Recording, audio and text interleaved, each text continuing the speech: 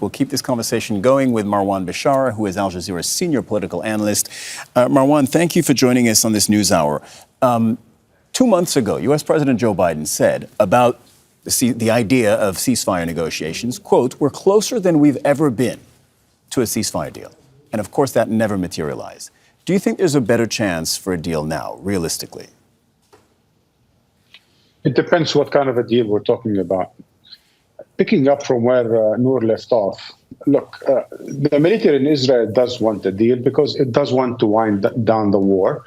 Because like the American military establishment, as we've heard it expressed by Lloyd Austin, the Secretary of Defense, every war has an end, and that ends with diplomacy.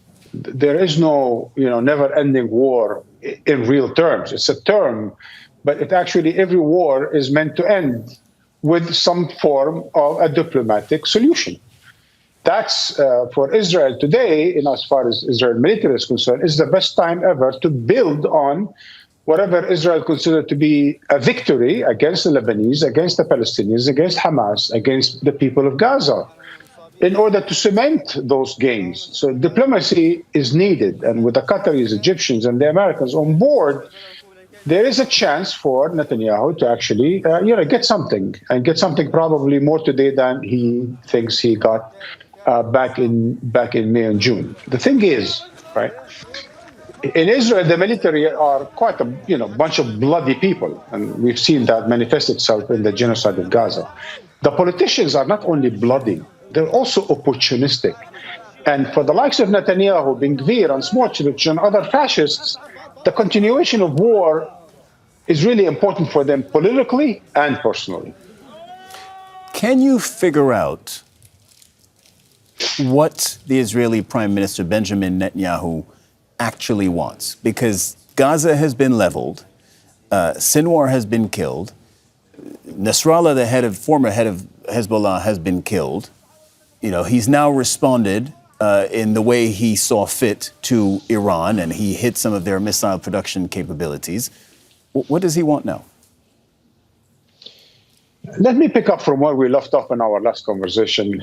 As I was saying, and as Mike Tyson would have had it, everyone has a strategy until they are punched in the nose. And Israel was punched big time on October 7, and it lost all whatever strategy it had before. And since then, it's actually been trying to recover some, political strategic sense. And it's very hard to decipher any of it the past year because it was basically, hitting everywhere all the time, using whatever, violent mean it had. Like a hammer, everything looks like a nail, as it were. But now, a year later, as Hamas is weakened, as Hezbollah has been kind of weakened and undermined in terms of its leadership, Israel thinks there's an opportunity today. So that's what they're thinking. If you read Bibi's book, Bibi, of course, it's a kind of a horrific 700-800-page book where he actually states once and again that the way he thinks about the world is as a hyper-realist. He only thinks in terms of power. He doesn't really give much creed for values or principles or morals or any of that kind of thing. He thinks international relations, Middle East relations, are based primarily on power. And so he thinks today this is a great chance, supported by the United States and other Western powers, for him to transform the Middle East. The rest of us, like myself, might think this is wishful thinking. Even the Americans tried it, the British tried it, the French, everyone tried it. It didn't work out. Certainly Israel is not going to succeed in doing it. But he actually thinks so. He thinks this is the time for Israel to ride the wave and to lead the Middle East with the so-called moderate Sunni states against Iran and its evil axis, or axis of evil, what Iran calls axis of resistance. He's saying this is the chance. And the strike against Iran set the stage. It's a precedent that set the stage and paved the way for a potential other major strikes against Iran, again, potentially supported by the next American administration. Marwan, I'm going to go to our U.S. correspondents next.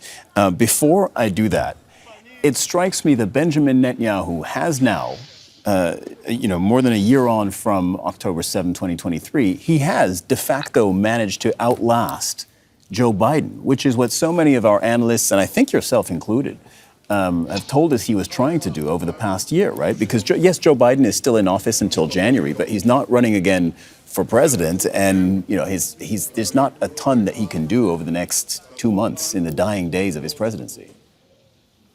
You're not going to believe when you look at the history of Israeli prime ministers from Ben Gurion through Netanyahu. Netanyahu today is the longest service prime minister. If you compare him to other Likud ministers, other right-wing ministers like Shamir or like Olmert or like Begin, it's mind-boggling how these others like Begin, Shamir, and certainly Olmert, they've all quit as soon as there was a crisis. For Begin, it was the Lebanon war. For Olmert, it was corruption. Netanyahu had both. He has a war issue with October 7. He failed miserably.